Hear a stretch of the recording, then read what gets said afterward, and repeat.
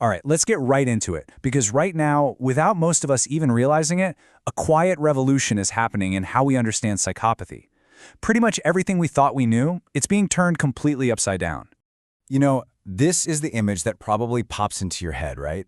This classic, chilling picture of a psychopath. Someone cold, calculating, a predator who can mimic human emotion perfectly but feels absolutely nothing on the inside.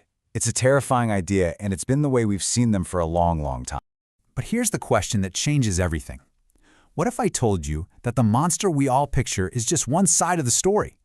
What if some of these individuals are actually the opposite, anxious, filled with shame, and maybe even capable of real empathy? This one question, it shatters the whole myth. Yeah, let's be honest, our idea of a psychopath has been totally shaped by the movies. We think of these brilliant, violent serial killers. But that's a caricature. It's a tiny, tiny fraction of what we're actually talking about. We've got to move beyond the Hollywood version of this. The reality is, most people with psychopathy are not in prison. They are out here, living among us. They're in our workplaces, they're in our neighborhoods, they're in our lives. The damage they do isn't always physical. A lot of the time it's psychological, emotional, and it flies completely under the radar. So how do the experts, the clinicians, actually identify a psychopath? Well, for decades, the gold standard has been a tool created by Dr. Robert Hare. It's called the Psychopathy Checklist, or PCLR for short. It's the scientific framework for measuring this incredibly complex disorder. And when you look at this checklist, you see all the traits we associate with that classic psychopath. You've got the slick, superficial charm, that massive sense of self-worth, the pathological lying, and of course, that core, chilling lack of guilt or empathy. It's this whole cluster of traits that defines the person we think we know.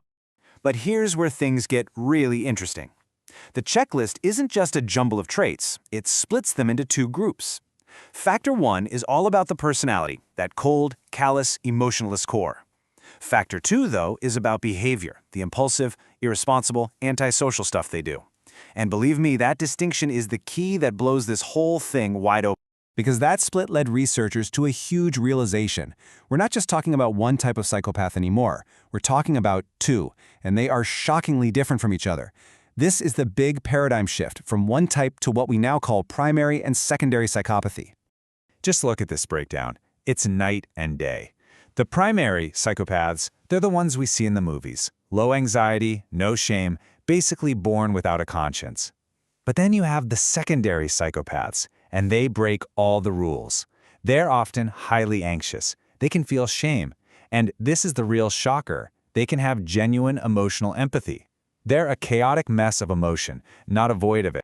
I mean, the differences here are so massive that experts like Professor Sam Vaknin are starting to say, hey, maybe these aren't even variations of the same thing. Maybe they're two completely different kinds of people. It's a huge deal.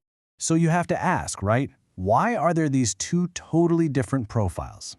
Well, it seems to come down to that classic debate, nature versus nurture. Are they born this way or are they made? With primary psychopaths, the evidence is really pointing towards biology. It's like they're just wired differently from the get-go. Brain scans show that when they see someone in pain, the emotional centers of their brain just don't light up like ours do. It's like a switch is missing. Secondary psychopathy, on the other hand, seems to be a reaction to the world. It's heavily linked to a history of trauma, of abuse, of terrible childhoods. Their destructive behavior isn't coming from a cold void. It's coming from a place of deep emotional damage. They were made, not born. And this brings us to the most crucial point. We need to stop thinking of psychopaths as just being locked away somewhere. They aren't just characters in a true crime docuseries. They are a part of our everyday lives. Now, you might have heard the figure is about 1% of the population. But some experts, like Dr. Martha Stout, put the number way higher. She estimates it could be as high as 4%. That's 1 in 25 people. Just think about that for a second. That means you've almost certainly encountered one, and you may have been burned by them without even knowing what hit you. And they often do really, really well for themselves. I mean, if you're charming, ruthless, and have no conscience holding you back, you can climb the ladder pretty fast, right? We see them in corporate boardrooms and politics. These are the industrial psychopaths who succeed by leaving a trail of chaos behind them. And in our personal relationships, it's a terrifyingly predictable playbook. It starts with this overwhelming charm, what we call love bombing. Then they start digging, asking all these deep questions to find your weak spots. And sex? Forget intimacy. For them, it's just another tool for power, for control, for getting what they want. So what's the bottom line here? It's that psychopathy isn't one thing. And knowing the difference between that cold, calculating predator and the wounded, impulsive one gives you a much better lens for seeing the world. That understanding, it's really your best and maybe your only defense. Which leaves us with one final, deeply unsettling thought. When that mask of sanity is so perfect, when the charm is so powerful, and the predator is hiding right there in plain sight, how do you ever really know who you're dealing with?